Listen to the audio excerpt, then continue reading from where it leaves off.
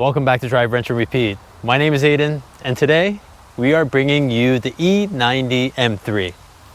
Underneath of this hood, S65 engine, naturally aspirated V8, the only M3 with a V8 that revs to 8,400 RPM. So let's go for a ride and find out what makes this car so special.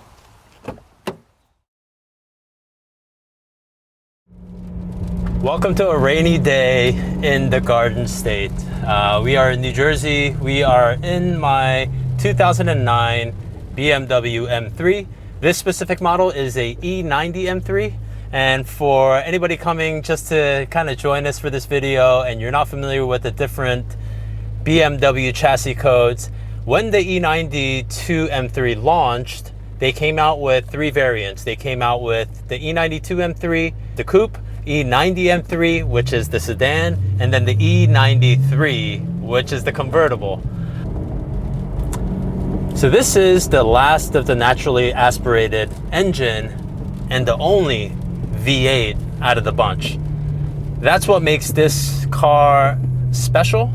In my opinion, there will never be another V8 naturally aspirated M3. And I think you're looking at the last one. And what a way to go out if this is the last of the naturally aspirated M cars. You're looking at something special. You're looking at individual throttle bodies out of a 4.0 liter naturally aspirated V8, all aluminum design, meaning that the head as well as the block is aluminum. It's weighing in right in the mid 400s, which is not a lot for a V8. And it's cranking out 414 horsepower at 8,300 RPM with an 8,400 red line. So that tells you, you got to get up there to get the power out of this car.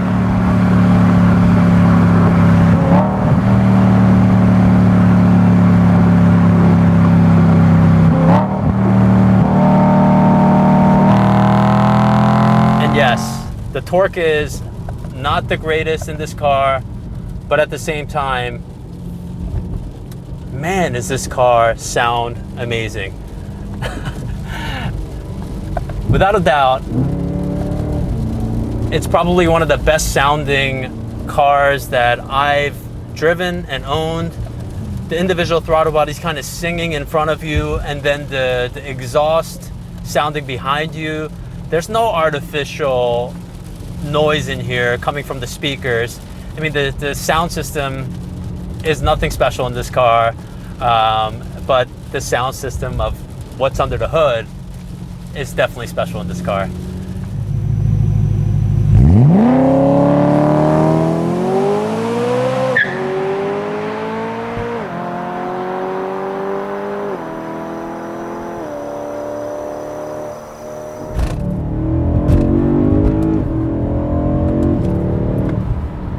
Can you just hear that motor sing? It's unbelievable what an 11-year-old car with a naturally aspirated V8 just kind of singing and making all that noise going through the gears.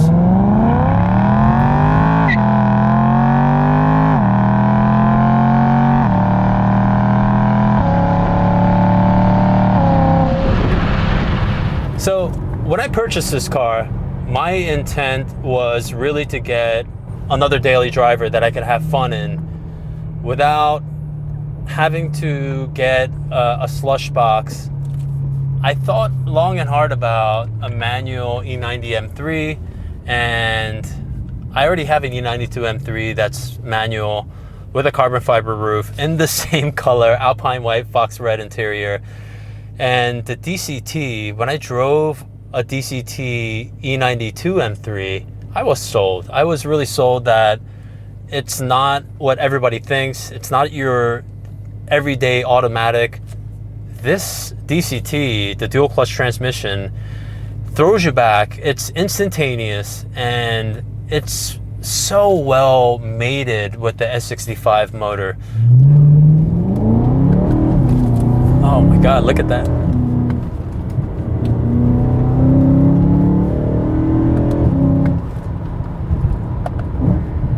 and the downshifts in the DCT are something, just music to your ears.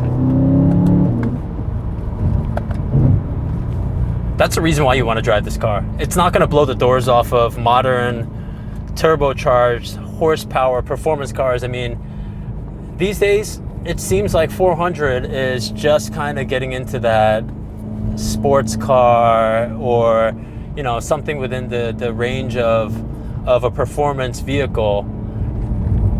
And it used to be a lot of horsepower. 414 would have been kind of like eyebrow raising, but now in today's standards, it's not low horsepower, but it's not a ton of horsepower either. So something to keep in mind. But you're buying this car for that engine, the unbelievable naturally aspirated engine that wants to be driven and just making all the right noises. Second gear.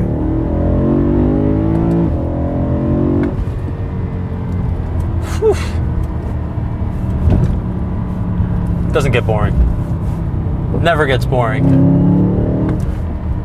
That sound, that pull, as you get closer and closer to the red line, it's just so much fun.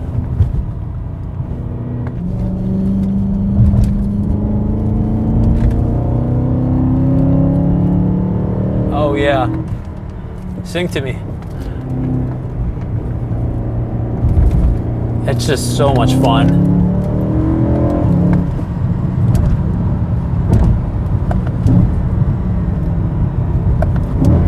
Just listen to that. Listen to that downshift. I mean, the downshift.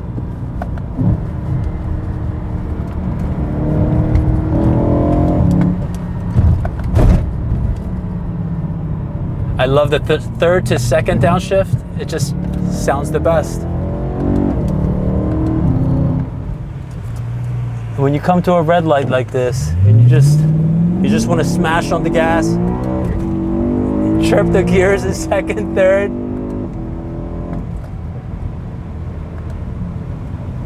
Wow, that's quite the feeling.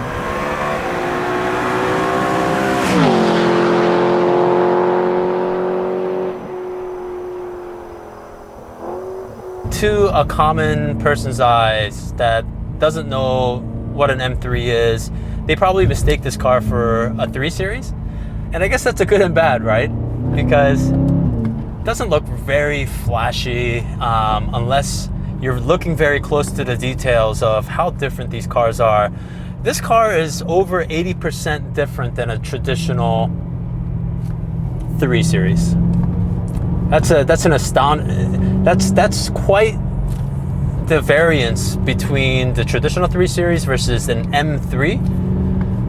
So keep in mind that it's not your 3 Series, especially what's under the hood, but everything from the Nappa leather that you see inside, to the steering wheel, which has the M stitching, to some of the different trims that you have, and of course the outside body. There's so much different components. The fenders are made of polycarbonate to save weight, and the wheels, obviously, the 220M model 19-inch wheels that this car comes with, Michelin Pilot Super Sports, 245s in the front, 265s in the back. But as the car ages, what does that really matter? It's still a decent interior, and it's definitely a timeless design in the E90 and the E92 M3.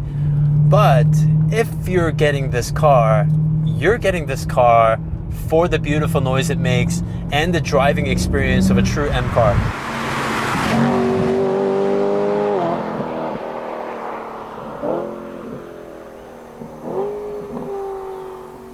Every M car, it seems like, from this generation and back, if you're looking at it, except the S52, which isn't a true M motor. I'm probably going to get a lot of hate for that, but the S54, the S65, the S85, even the S14, you have rod bearing issues because these are extremely high revving, naturally aspirated motors that have tight tolerances within the bearing, the rod bearings.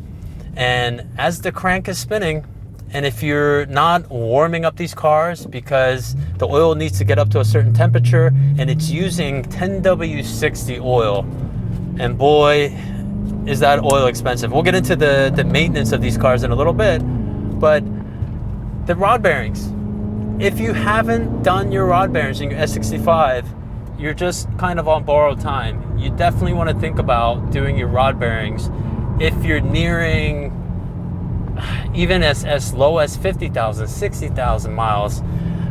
I think it's better to get it done than kind of wait around. It's an unknown. Starting from 2011 on, they replaced the rod bearings with the non-copper type, so you can't really detect whether your rod bearings are in good condition or not. Before, with the pre-2011 models like this car, it came with the rod bearings with the copper, so you can definitely gauge when the rod bearings were due, and Blackstone, oil analysis will kind of tell you that, which is a great 20 something bucks spent to make sure that your engine is healthy.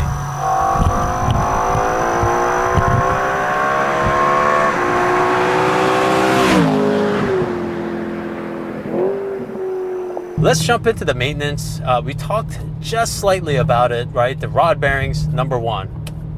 Rod bearings are the Achilles heel to this car. You definitely want to replace the rod bearings, and there's so many different brands and different kind of specs that are out there. Everything from WPC, which is it's not a coating, it's basically changing the metal within the rod bearings itself. It's almost like micro shot peening process.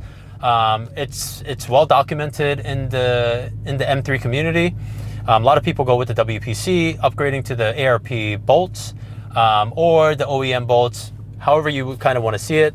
And then also you have the BE bearings with the better clearance because the OEM clearance was so tight for the 1060 to kind of flow through. And then you have the vac coated bearings. I'm not sure if I'm a big fan of the vac coated. I'm sure it works, but I think the WPC as well as the BE bearings are at the top of my list. So rod bearings, get those done. And then throttle body actuators. Yes, those are expensive. They're gonna run you at least $1,000 in parts to do. If you're a DIY guy, certainly try to attempt that. It's not that difficult to do, and we'll certainly show you how to do it in the next videos to come for working on the E90 M3. Even though the rod bearings were done on this car, the throttle body actuators were not done on this car, and there's two, one for each bank, 4 cylinders on each side, so there's actually 2 throttle bodies that you need to replace. The thing about the throttle actuators are that they have plastic gears, right? And when the plastic gear starts to wear, you'll start to slip, and you'll get a fault code. And realistically, you want to replace the throttle actuators before that actually happens. So make sure to think about those two kind of things: rod bearings, throttle actuators. And yes, those are preventative items that can kind of hit a bump in the road if you don't replace it. If you're buying a new car, a new used car, and you're looking at one of these, make sure you ask the previous owner for documentation of what was done in terms of the maintenance, in terms of the fixes, because you're gonna have to budget that into buying this car. I know a lot of younger generations are starting to get into an E92 or E90 M3, mostly higher mileage. That's gonna break your bank. I guarantee you, it's not cheap to own one of these cars. Oil change alone is upwards of $100 and change just for the oil and the filter, even if you're doing it on your own. But all the different maintenance items, you need to budget for that. These cars are very finicky if they're not maintained properly. You want to make sure you put in the 93 octane or whatever best gas that you can get in your state. Definitely don't cheap out when owning E90, E92, or E93 M3. It's part of the ownership of these cars to make sure that it's well maintained, or else you're just going to pay bigger price tag in the long run because of the things that can go wrong if these cars aren't properly maintained. Rod bearings, you just can't gamble on that. Once your rod bearing spins, you're going to have a catastrophic situation on hand. So definitely rod bearings, that you can't skimp out on. Maybe the other stuff you can go by with a little bit of borrowed time, but if you're buying this car to drive it to the fullest potential, why would you want to do that? I enjoy this car because it's in great condition, because it's well maintained. Hey guys, Daniel here to give you some final thoughts before we wrap up. To edit this video, I've watched almost 4 hours worth of footage we shot every day for the past 3 weeks. When you watch something on repeat that many times, it gets old pretty quick. And even a symbolic car like the E90 M3 was no exception. But there's one thing that I couldn't get sick of. It was the sound. There is something special about the S65 motor and its naturally aspirated V8, revving all the way up to 8400 RPM. The sound clips in this video don't do justice. You have to sit in the cabin to truly appreciate how well orchestrated it is. Many complain about the lack of torque, but honestly, I couldn't feel it, and it accelerated plenty fast. Maybe if you're coming from a turbocharged car with full access to 400 plus pound-feet from the get-go, yeah, then it may be underwhelming. But I feel that complaint is a bit overblown. Besides, once you hear the monster inside its belly growl, you won't even care. The only downside I noticed, and mind you, I'm really nitpicking here, is its fuel efficiency, or lack thereof. Let me tell you, this thing drinks gas, unashamed, without pity. Out of the 3 cars we reviewed so far, this was the first one where we had to fill up the tank even though we started full. Aiden said he gets about 13 miles per gallon, and I didn't believe it until I saw the needle dip every time I glanced at it. But if the gas mileage is the only complaint you have about a car, it speaks to how great it really is. There's a reason why the M3 of this generation is appreciating in value every year. So if you're in a market for one, get one before it's too late. I had an opportunity to buy a low mileage Gen 1 NSX at $60,000 6 years ago. Now, the same car is going for double the price. So that ship has sailed for me. Don't let that be you if an E90 M3 is your dream car. But that doesn't mean you should buy the first one you see. Make sure to buy from an enthusiast or a certified pre-owned. Buying from any other source is a financial disaster waiting to happen. Well, that's it for this video, guys. As always, we appreciate the support, and give us a like while at it. It really channels positive energy into us. With that said, we'll see you next time.